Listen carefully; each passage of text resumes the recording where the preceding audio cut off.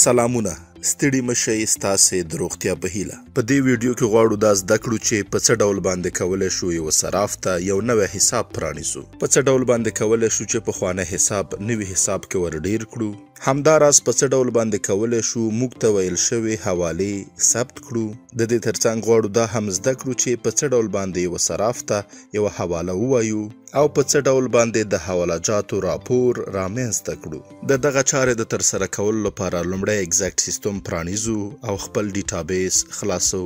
کله چې عمومي پاڼه پرانیستل شوه په دغه برخه کې په حسابونو باندې کلیک کوو او غواړو صراف ته یو نوی حساب پرانیزو. کله چې په دغه برخه کې مو په نوي حساب باندې کلیک وکړ او دغه پاڼه پرانیستل شوه، په لومړۍ برخه کې د صراف بشپړ نوم لیکو. د مثال په ډول باندې حمیدالله کابل. د حساب په څرنګوالي کې هم صراف انتخابوو. په لاندینۍ برخه کې د صراف واتساپ شمیره لیکو ترڅو ځینو وختونو کې اتومات ډول باندې پیغامونه ورته واستول شي او همداراز په لاندینۍ برخه کې د صرافۍ بشپړ ادرس لیکو ترڅو دغه ادرس په بیلونو کې په سمه توګه باندې چاپ شي او په پای کې په جوړولو باندې کلیک کوو. چې د دغه چارو تر سره کولو سره موږ وتوانیدو د صراف لپاره یو نوی حساب پرانیزو. څنګه چې تاسو ګورئ په دغه حساب کې هیڅ کوم بیلانس نشته. که موږ له دغه صراف سره خپل معاملات اوس پیل کړي دي نو اړتیا نشته ده چې زوړ حساب ورسو، او که له پخوانه هم له دغه صراف سره راکړه ورکړه لرو نو اړتیا ده چې پخوانی بیلانس یا زوړ حساب ورسو. د دغه چارې د ترسره کولو لپاره په دغه برخه کې په روزنامچې باندې کلیک کوو. د مثال په ډول باندې دغه صراف له پخوا موږ سره $2000 درلودل. په بنام برخه کې 2000 لیکو او د اسعارو بڼه هم ډالر انتخابوو. همداراز د تفصیل په برخه کې هم پخوانی بیلانس لیکو او د دغه معاملې درک بې درکه ټاکو. وروسته په خوندي باندې کلیک کوو او دلته له دغه خبرتیا سره مخامخ کیږو چې ویل شوي دي صرف مدیر کولی شي بې درکه وټاکي او بې درکه برخه د پخوانیو حسابونو لپاره کارول کیږي چې موږ په زه پوهیږم کلیک کوو. همداراز دغه صراف زموږ سره په خپل پخوانی حساب کې 2 لک افغانۍ هم لري. بیا ځل په جمع برخه کې 2 لک لیکو او د اسعارو بڼه افغانۍ انتخابوو. بیا ځل هم د درک په برخه کې بې درکه انتخابوو او د تفصیل په برخه کې پخوانی بیلانس لیکو. او کله چې د دغه معاملې په خوندي کولو باندې کلیک وکړو بیا به هم له داسې یو خبرتیا سره مخامخ شو چې بیا هم ویل شوي دي بې درکه صرف مدیر کولی شي او بې درکه د پخوانیو حسابونو لپاره کارول کیږي. بیا ځل هم په زه پوهیږم باندې کلیک کوو. او کله چې اوسمهال د حمیدالله کابل حساب ته راوګرځو ګورو چې اوسمهال د دغه حساب پخوانی بیلانس رسول شوی دی او اوسمهال د حمیدالله کابل په حساب کې 2 لک افغانۍ شته او دغه حساب له موږ څخه $2000 قرضدار دی. اوسمهال غواړو دا زده کړو چې په څه ډول باندې کولی شو هغه حوالې چې موږ ته ویل شوي دي ثبت کړو. د دغه چارې د ترسره کولو لپاره په راتللو برخه باندې کلیک کوو.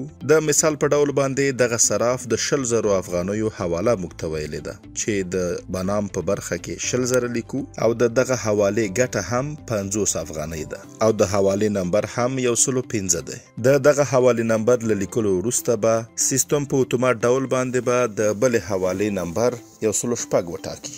د دغه حوالې سرچینه کندوز ده او د لیږونکي نوم احمد او اخیستونکی هم محمود ده او د دې حوالې درک هم ناادا ټاکو ځکه تر اوسه پورې دغه پیسې یا دغه حواله ادا شوې نه ده. او که دغه پیسې ادا شوي وي او مستقیم ډول باندې دغه حواله ترسره شوي وي نو بیا خزانه ټاکو. خو د دې لپاره چې دغه حواله ترسره شوې نه ده او پیسې لا تر اوسه پورې ادا شوي نه دي ناادا ټاکو په خوندي باندې کلیک کوو. وروسته او پر راپور باندې کلیک کوو. په دغه برخه کې کتلی شو چې د حمیدالله کابل په نوم باندې صراف له دې وړاندې موږ سره 2 لک افغانۍ درلودې. خو اوسمهال د دغه حوالې د ترسره کېدلو سره چې 100,000 افغانۍ حواله وه 50 افغانۍ ګټه یې وه 1,09,950 افغانۍ په اکاونټ کې ورسره پاتې دي. اوسمهال غواړو یو بله حواله چې موږ ته راغلې ده هم ثبت کړو. د دغه چارې لپاره بیا ځل په راتللو باندې کلیک کوو. د مثال په ډول باندې د حمیدالله کابل په نوم دغه صراف وایي چې زه تاسې ته $100 درلیږم خو تاسو دغه حواله په افغانیو باندې اجرا کړئ او ما هم په افغانیو باندې قرضداره کړئ. د دغه چارې لپاره د بدلولو مقدار په برخه کې $100 لیکو چې په اتوماتیک ډول باندې په بنام برخه کې افغانۍ مقدار لیکل کیږي. دا چې نن د ډالر نرخ 80.4 دی خو د خرڅلاو نرخ 1 کولیکو نو د بدلولو ګټې په برخه کې لیدلی شو چې یوه ګټه ولیکل شوه.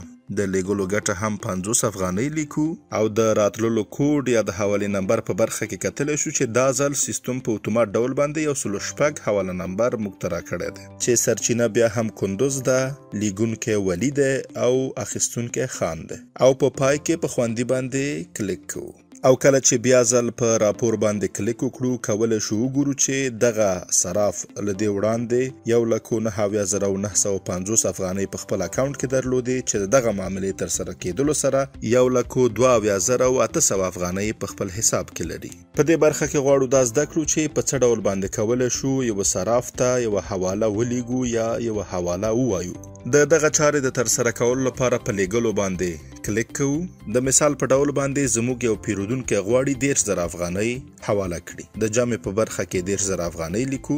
د لیږلو ګټې او د صراف ګټې په برخه کې هم 100 افغانۍ لیکو چې 100 افغانۍ به زموږ ګټه شي او 100 افغانۍ به د هغه صراف ګټه شي چې دغه حواله ترسره کوي. د لیږلو کوډ یا حواله نمبر خپله ټاکل شوی دی. د سرچینې په برخه کې کندوز لیکو چې لیږونکی واحد او اخیستونکی اسد دی او د دې لپاره چې دغه پیسې په حضوري بڼه باندې موږ ته راوړل شوي دي د درک په برخه کې خزانه ټاکو او مخکې له دې نه چې په خوندي باندې کلیک وکړو په دغه برخه کې په چاپ باندې کلیک کوو او کله چې په خوندي باندې کلیک وکړو په اتومات ډول باندې سیستم موږ ته دغه بیل ښایي چې په دغه ډول باندې کولی شو پیرودونکي ته بیل چاپ کړو او کله چې اوس مهال بیا ځل راشو او راپور وګورو کتلی شو چې دغه صراف له دې وړاندې له موږ سره 1,22,800 افغانۍ درلودې خو اوس حال 2,02,900 افغانۍ لري ځکه 1,000 افغانۍ نورې هم په اکاونټ کې ورسره ټولې شوي دي. او اوس مهال غواړو یو بله حواله هم ولیږو او د دغه چارې لپاره بیا ځل په لیږلو باندې کلیک کوو. دا ځل په درک برخه کې خپل یو پیرودونکی د فضل الرحمن په نوم باندې ټاکو.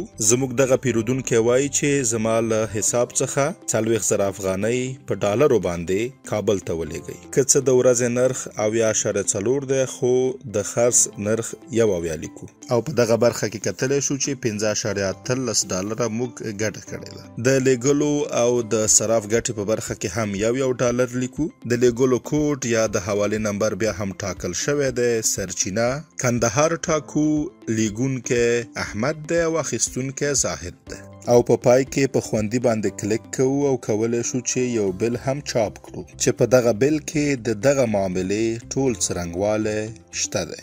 او اوس مهال کله چې بیا ځل راپور ته راوګرځو ګورو چې همدغه صراف چې حمید الله نومیږي له دې وړاندې له موږ څخه 2,000 ډالره قرضدار و خو اوس مهال د دغه معاملې د ترسره کېدلو سره 1,460 ډالره له موږ څخه قرضداره ده. او اوس مهال غواړو چې د صرافۍ یوه معامله ترسره کړو او همدغه صراف چې حمید الله نومیږي ویلي دي چې زه غواړم خپل د ډالر قرض په افغانیو باندې ادا کړم. د دغه چارې د ترسره کولو لپاره په صرافۍ باندې کلیک کوو چې د جمع په برخه کې د دغه صراف د پور اندازه لیکو یعنی 1460 ډالره. که چیرته د ډالرو د ورځنۍ نرخ په اساس باندې دغه پیسې افغانیو ته واړول شي 1,194 افغانۍ کیږي او که موږ د ډالرو د خرڅلاو نرخ 1 افغانۍ وټاکو نو د بدلولو په ګټه کې کولی شو وګورو چې 811 افغانۍ موږ ګټه کوو. او د تفصیل په برخه کې لیکو چې تبادله در حساب حمید الله. په پای کې په خوندي باندې کلیک کوو او کله چې بیا ځل راپور ته راشو کولی شو وګورو چې د حمید الله په نوم د دغه صراف د ډالرو بیلانس صفر شوی دی ځکه چې دغه صراف 1460 ډالره پور ادا کړی دی. او که زموږ یو پیرودونکی یا مشتری راځي او وایي چې زه یوه حواله له کابل څخه لرم موږ راځو او په دغه برخه کې په صرافانو باندې کلیک کوو. کله چې د صرافانو حسابونه پرانیستل شول کولی شو چې ټول حسابونه وګورو او د دې لپاره چې دغه حواله د کابل څخه ده د حمید الله کابل په حساب باندې کلیک کوو. وروسته په راپور باندې کلیک کوو او له دغه پیرودونکي څخه پوښتنه کوو چې د حوالې نمبر څو دی او په دغه برخه کې د حوالې نمبر پلټو. د مثال په ډول باندې 105 لیکو او وروسته پلټو چې په دغه برخه کې کولی شو وګورو چې دغه حواله راغلې ده. مخکې له دې نه چې دغه حواله اجرا کړو ور باندې کلیک کوو او د دغه حوالې څرنګوالی کتلی شو او کله چې دغه حواله تر ترسره شوه نو درک خزانه ټاکو او په سمولو باندې کلیک کوو او همدارس کې یو بل پیرودونکی راشي او ووایي چې حواله نمبر یې له یاده وتلی دی خو پوهېږي چې دغه حواله ورته چا کړې ده د مثال په ډول باندې حواله ورته د ولي له لورې استول شوې ده کله چې موږ ولي ولیکو او وی پلټو نو په دغه برخه کې کولی شو وګورو چې یوه حواله راغلې ده چې د لیږونکي نوم یې ولي دی او که غواړو هغه حوالې وګورو چې لا تروسه پورې ادا شوي نه دي نو کولی شو چې دغه برخه کې په معامله باندې کلیک وکړو او په دغه برخه کې ناادا برخه انتخاب کړو په دغه ډول باندې خپل هغه معاملې رامخته کړو چې ادا شوي نه دي او همدارس کولی شو چې په دغه برخه کې په پی ډي اف باندې کلیک وکړو او د ټولو معاملاتو راپور په پی ډي اف بڼه باندې له ځان سره ولرو او ثبت کړو او همدارس که غواړو چې د معاملاتو راپور اکسل ته واړو په دغه برخه کې په اکسل علامه باندې کلیک کوو او په دغه ډول باندې کولی شو چې ټول معاملات اکسل بڼې ته واړو او دغه ډول باندې دغه راپور له ځان سره وساتو له پاملرنې مو ډیره زیاته مننه که غواړئ چې په دې اړه لا ډیر معلومات ترلاسه کړئ د ایگزیکټ سیستم له ټلګرام ګروپ یوټیوب چینل او همداراز دغه سیستم له ویب سایټ څخه لیدنه وکړئ